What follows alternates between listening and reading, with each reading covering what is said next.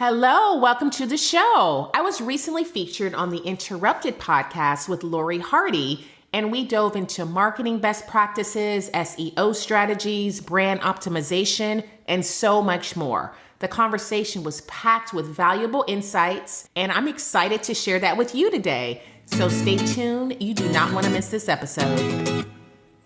Welcome to Monetize Your Passion, a place for moms with big dreams and an eagerness to turn them into a thriving reality.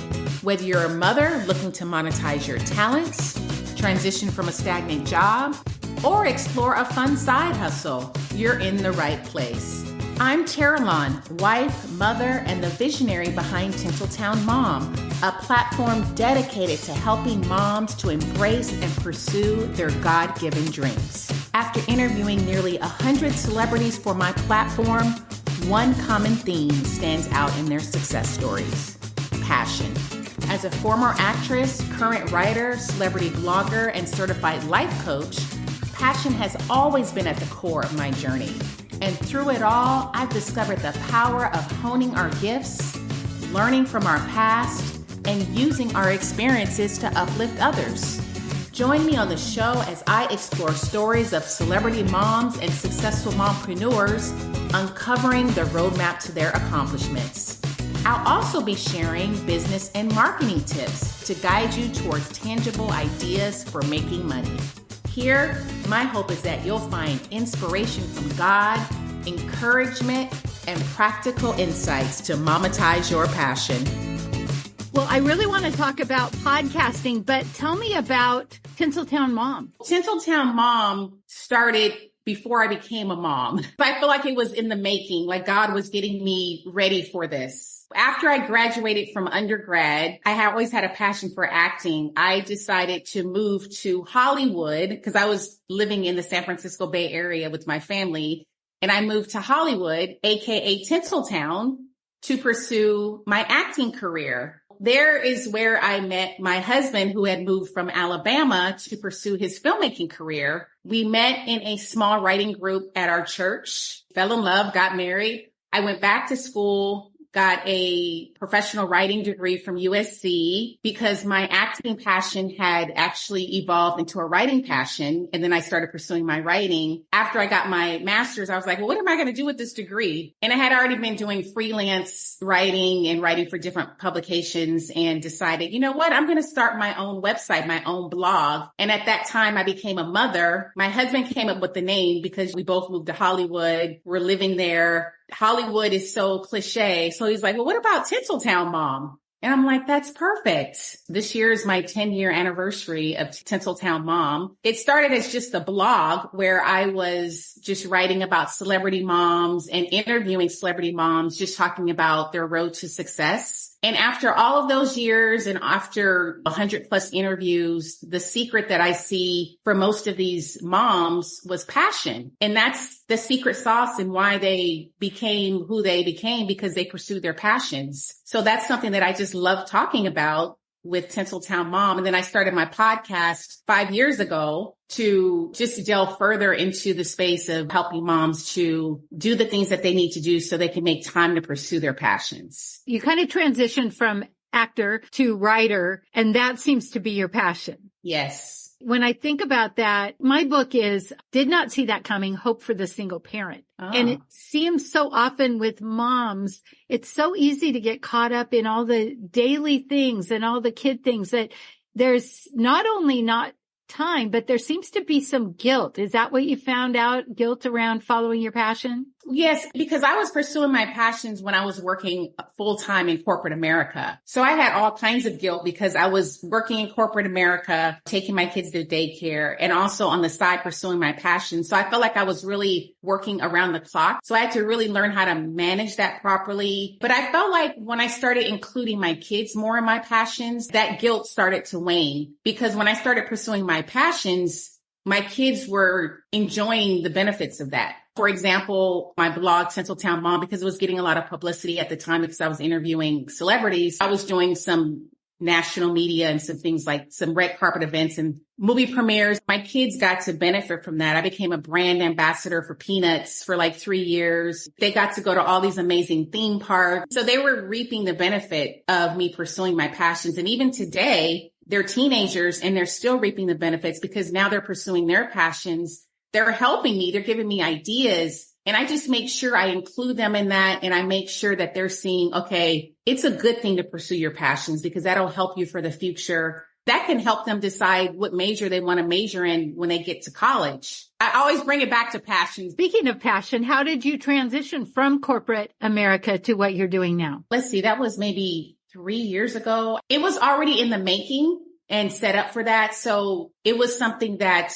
my husband and I had talked about for years, really. So we just had to prepare for it and what that would look like for our family financially. And it finally happened where I think it was 3 years ago that financially we were able to have me transition from my corporate position. At the time, I was a corporate recruiter and it was a wonderful job, but I was able to transition out of that role and work on what I wanted, my passions full time. Now what you're doing is the podcast and the Tinseltown Mom website. Right. So Tinseltown Mom, instead of just being the blog, it's a whole brand where I incorporate coaching, where I help moms to tap into their God-led passions, turn it into an offer, market it, and then set out goals to actually attain those passions. And I have a book coming out within a couple of months of the same name of my podcast, Momatize Your Passion. And it'll further help moms to tap into their passions and monetize it. Just excited because I feel like when mothers actually tap into those passions,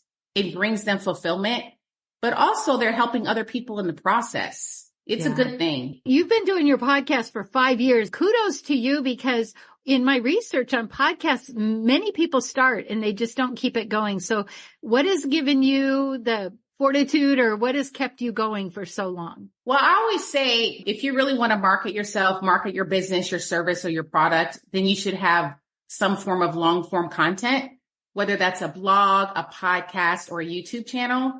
And I've had my blog for 10 years and that's done great. I've had a lot of articles that have reached the top pages of Google. When I started my podcast 5 years ago, the vision of my focus changed at the beginning of this year. And I did kind of like a test for my podcast to see how far it would grow versus the blog. At the beginning of this year, I started focusing more on helping moms to tap into their passions and monetize it. And at the beginning of this year, my podcast was a top 5% podcast among globally podcasters. Within 3 months, it became a top 2.5% podcast. Within 5 months, it became a top 2% podcast.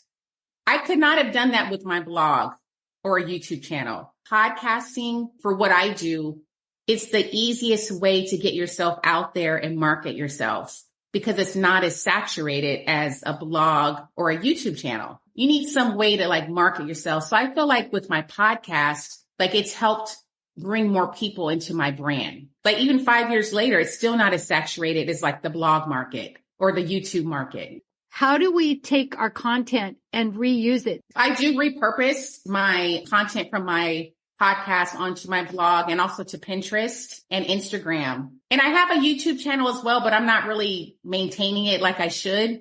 I'm not really building it up like I should, but I do have one. But I definitely repurpose. With your podcasting, I love it. I am in the top 5%. I haven't gotten above that yet. How do you promote? Pinterest, I think, is wonderful because so I use Canva. So for Pinterest, for example, I'll just do maybe a 30 or 60 second clip of my podcast guest or me talking about whatever the subject was for that week. And then I'll put a beautiful cover art because I feel like the cover also has to be, I don't know if you know about SEO, like search engine optimization. I feel like the cover has to be SEO friendly as well. Like it has to be something visually someone actually wants to click on. So for Pinterest, I'll make sure it's a visually stimulating cover art with the audio and I'll post it on Pinterest. Pinterest just has a way of just showing your stuff to people better than Instagram or Facebook where they only show your stuff to like 5% of your audience. Wow. It's very small. As far as promotion, I feel like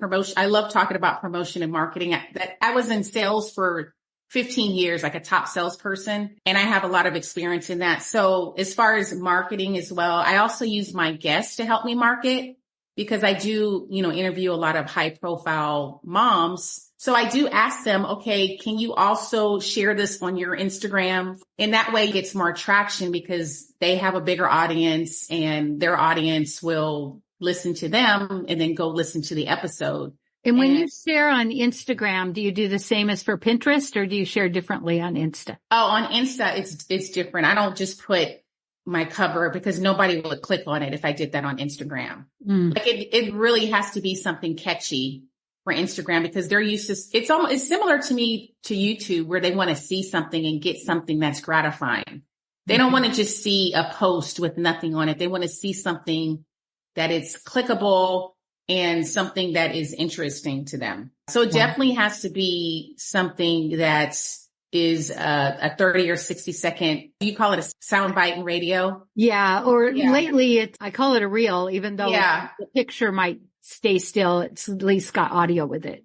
Yeah. Cause if you just put a picture, it's just the same generic picture on Instagram, nobody's going to click on it. What Instagram does, the algorithm, when they see that no one's clicking on your post, they just stop showing your post to people. That's what happens because you're training them not to see your post. So you have to train them to want to see your post. So you have to give them something that's clickable or that's something that they want to see. And then the next time Instagram will show your post to more people. That's just how it works. Since you love marketing and you have so much info, what other advice would you give us on marketing our podcasts? Definitely, I would make it SEO friendly, which is search engine optimization friendly. Like the titles, make sure each title is optimized. When I rebranded at the beginning of this year, I went through all of my titles for the last 5 years and I optimized every single title because you don't want to have a title that everyone else has. If you have a title on your podcast, it has to be something that people are actually interested in. Like even this interview, for example, the title might not be, oh, we're talking to a mom about marketing. It might be the 5 best ways to get your marketing thing. You know what I mean? It's something catchy. It has to be something catchy where someone's actually going to click on it. Cause I use podcasting as a search engine, just like I do Google. And oftentimes I'm looking for a podcast to listen to. I will search up and I'm very specific, how to market X, Y, and Z. And a lot of times things don't show up on the podcast because people aren't optimizing their titles for it to show up in that way. So you can get more traction, like if you optimize the titles, if you optimize even the name of the podcast, your tagline, if you optimize what's in the content inside of your show notes, that all helps. It boosts you up in the algorithm, I guess. I don't know if it's an algorithm for podcasting, but it helps you to get out there more. That's why I was able to go from a top 5% to a top 2% within 5 months because of all these little things that I did to like boost my brand. Do you have a trick to finding ways to optimize your titles and descriptions? See, I do have a writing background too. So, and my husband's a writer as well. We just have that creativity in our family. People can use Chat GPT if they want. And they can say, okay, Chat GPT, give me 5 titles. You can even say, okay, Chat GPT, this episode is about moms working in broadcasting. Give me 5 catchy podcast titles and just see what Chat GPT comes up with and then tweak it and make it your own. Like there's different ways to do it, but I would suggest optimizing the titles because that will definitely get you seen. And if someone lands on your podcast because of an episode, they may stay and see, oh, what else does she have? And they'll see what else you have. What else would you want us to know about? I mean, you've been doing this for so long and you've been so consistent.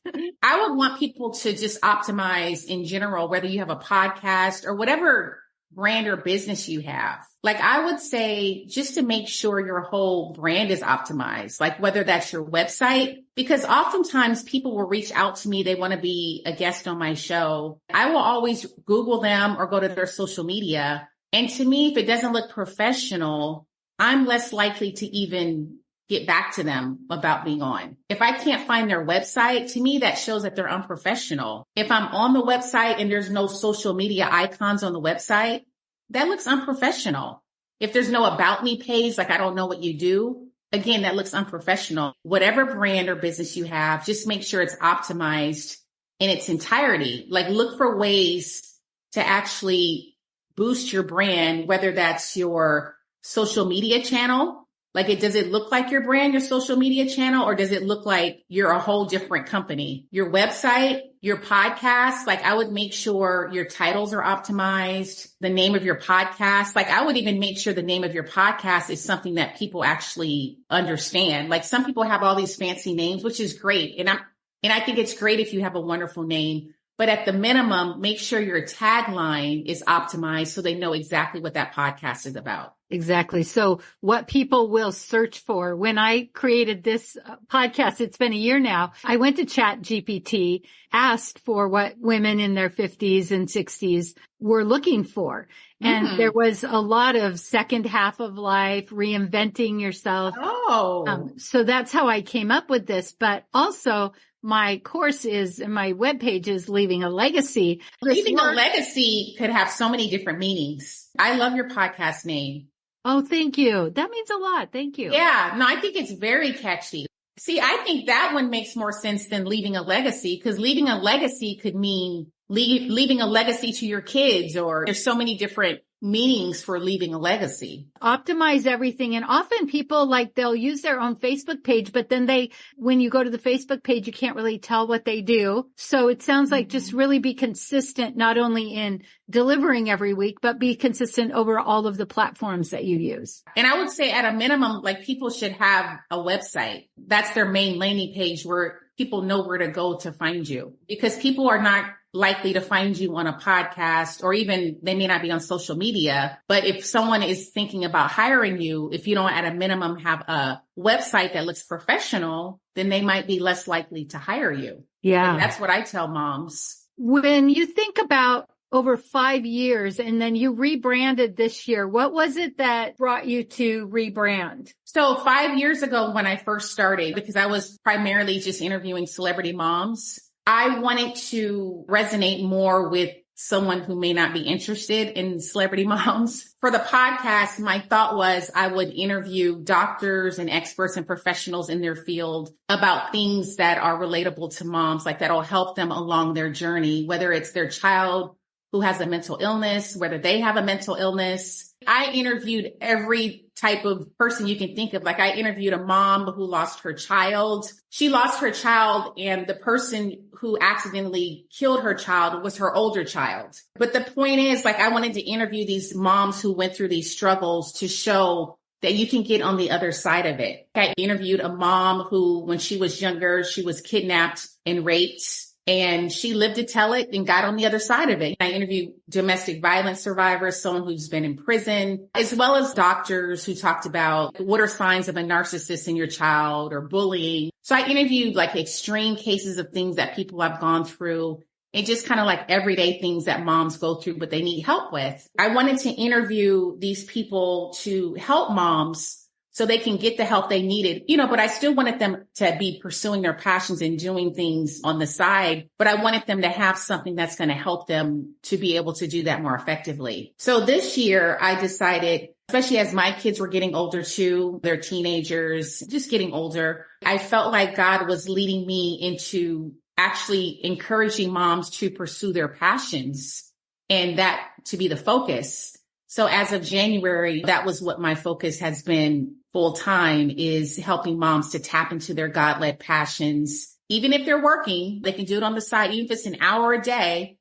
And then when they get to their second act, let's say they're empty nesters, they have this thing that they've been molding and getting ready so they can actually pursue it full time if they wanted to, if they were able to do that financially. So it kind of transitions, still helping moms, but just in a different capacity. The thing that I've experienced over my years is because I did coach women, and then I wrote my book. In my book, I said, even if you can't do it now, do something every day, every week. Yes. To keep in touch, because I wanted to get back in radio. When I was raising my kids, I lived on an island, and it wasn't feasible for me to commute and leave them all day. Back then, we didn't have what we have today. We couldn't have podcasts from home, but I went and bought a microphone and I did some recordings. I kept getting myself ready to get back into radio.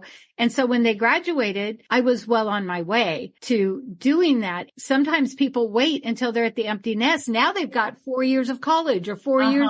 So I love that you say, start doing it now. And when we into our passion, doors open that we would never have imagined. Yes. Like, I feel like that's happened to me so much, doors opening. I mean, I met my husband because I pursued my passion. He met me because he pursued it. Like, I think breakthrough happens. Many great things happen when we pursue our passions. It really opens the door to many things, many great things. Many of the women that come to my class, after a couple of classes, this is where they get to. Who's going to listen? And I say, that's not your problem. God's prompting you to share your experience, share your story. That's your job. Whether you podcast, whether you just record and leave it on your phone for your family, you're being prompted. So if you say yes, that's what matters. It doesn't matter who will ever listen or where this will ever go. It matters that you say yes and you begin to tell and share your experience, because somebody is praying for an answer and they don't have that answer today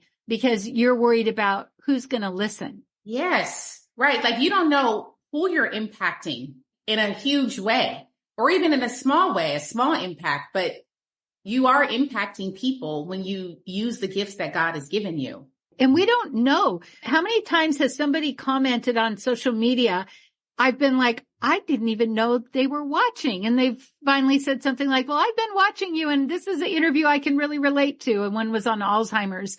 We don't know who we're impacting. And our job isn't to know that. Our job is to do what we're called to do. Exactly. And say yes. Exactly. So I like to show people that even if you've had terrible things happen, I just want women to know, even if you're a single mom, you may not get to clean your house totally great. You may have to put your socks in a bucket, but you can make it. You don't have to have everything perfect. You may not get all your chores done, but if you love on your kids and spend time with them, that's what's going to really matter. Yeah, absolutely. I feel like we share similar vision in many aspects. If somebody wants to work with you, what does that look like for them?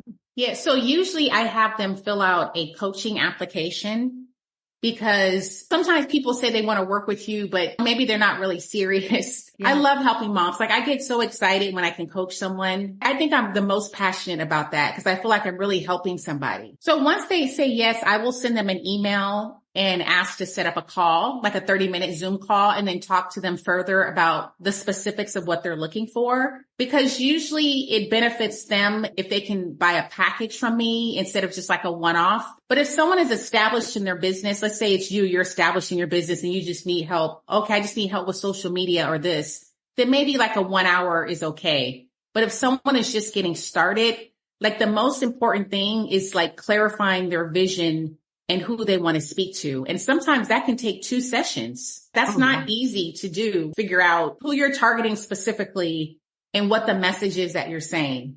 Because you could have, like me, I'm multi-passionate, but I had to like narrow it down. Okay, I need to focus on this. Sometimes that can take the longest. So I would usually, after that, if they're very new and green, come up with a package that's suitable for them. And then, be like a weekly session where we'd work together. Or again, if they're more established, you just need help with like optimizing, for example, then maybe it's just like a one-off session. Yeah. I love it that you're so tailored. You're not trying to fit them into your program. You're like, what do you need? Yes. This is how we can support. And I love it that you said it's not so easy, because so many marketing coaches say, oh, niche down, niche down.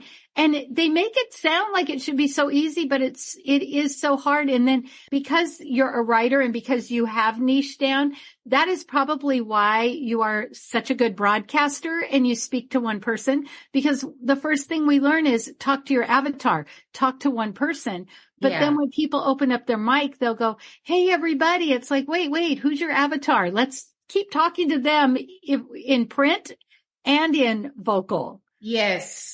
That's very true. Yeah, it's very true. For me, it was hard to do, like, be very specific on who it. I'm sure for you, it took time as well. It's not an easy thing to narrow and focus down on and speak to that one group of people that you're trying to target. Mm-hmm. But it was hard for me to get there because, well, for instance, podcasting, if you have 5 years, you could take all of those transcribed. You could have a book without actually writing a book. Mm-hmm. Because you could just transcribe your episode. So publishing, podcasting seems to go hand in hand, but also some people are like, that's too much. So again, niching down and really finding who is specific to what you have to offer. Yeah. And some people, they say, oh, my target is, well, I'll just give an example of niching down if you're not even sure about it. Let's say you want to target moms. Like that's not niche enough, just targeting moms. Okay. Is it married moms? Is it single moms? Is it moms in a certain age group? Is it moms who want to pursue their passions? Is it moms who have little kids? There's so many ways to like niche it down and make it very narrowly focused. And that's why that is the most important and the hardest thing to do is finding your niche. Like I felt like when I first started Tinseltown Mom, I was probably a little bit too niche at the beginning, like celebrity moms. The average person, they may not want to hear about celebrity moms. So, I mean, I guess there's an art to it, but it takes time. And even if I'm coaching someone, it's like, okay, you need to go sit with this, let it marinate, pray about it because God may have other plans with this. It's not just something easy. Oh, this is my niche. It's going to take time to really kind of figure that out. I love also that you rebranded because I tell people say, well, I'm going to stop this podcast and start another. And I always say, no. You've got momentum. You just rebrand and keep moving forward. Would you agree with that? I would totally agree with that. Yes. Like I had a whole different podcast name and everything. I changed the name. I just changed my strategy. I let my audience know, okay, this is what I'm doing now. And, you know, some people chose to leave. And then now I have new people who, you know, this is really what they want to focus on. And your title, Monetize Your Passion, is so great because it seems like when we become moms. So when I became a mom, I wanted to be home with my kids and I could sew. So I sewed. That's what I could do. And it wasn't a forever thing, but it was something I could do and still be home with my kid. There are so many women that don't even recognize they already have something that they could monetize. Like even stay-at-home moms, I wrote an article once about the 5 innate gifts stay-at-home moms have that they can monetize. It could be moms are good at like getting birthday parties together or school parties together. They can use those skills to be like a party planner on the side. There's so many skills that moms have that they don't even realize that they can make money from. And it could be something that they love doing and they don't even realize, okay, I can actually make money from this thing that I love to do. Well, I know there's some influencers I've spoken to that they have big brands like on their Instagram and they didn't realize though, social media is not where you want to build your brand and your business. Even though they're making good money from it, they're getting sponsorships. If you don't have an email list, if you don't have people that you can go to if you're trying to actually sell something, social media can shut you down in a day and you have nothing. So they've decided, okay, you know, you're right. I need to start building my email list. I need to start building off of social media because social media can get mad one day because you're not agreeing to the philosophies that they want you to agree to, because even as Christians, you know, one day there will be a day of reckoning where, okay, you need to play by these rules or we're going to kick you off of social media, even though you're making money on social media. You need to have your own. Still, you can, be on social media, but have your own. Let's say social media is out. Let's say Instagram goes out for 2 days or you get kicked off. You still have these 1,000, 2,000 people on your email list that you can email. Oh, I'm not on social media anymore, but by the way, I have a new book that's coming out. Tara-Lon, this has been so informative and I have learned so much. So before we go, what is it you really want us to know? It's my passion to help people, moms in particular, tap into their passions. And I just want you to know that if you do tap into, I say your God-led passions, because your God-led passions are what's going to make an impact in this world. Like you can literally change someone's life. You can change the future in a big way if you would just sit still, be quiet, ask God, okay, what do you want me to pursue? He will open up the doors for you. You don't have to worry about that. He'll show you where to go. He'll give you the direction. He'll give you the roadmap. Be prayerful about it and ask him to lead you and he will guide you on where you need to go. I have a long story of how he guided me, but it was so God, just how he just moved everything and opened all the doors because it's something that he wanted me to do. So I will encourage you to please just ask God, okay, what do you want me to pursue? What do you want me to pursue?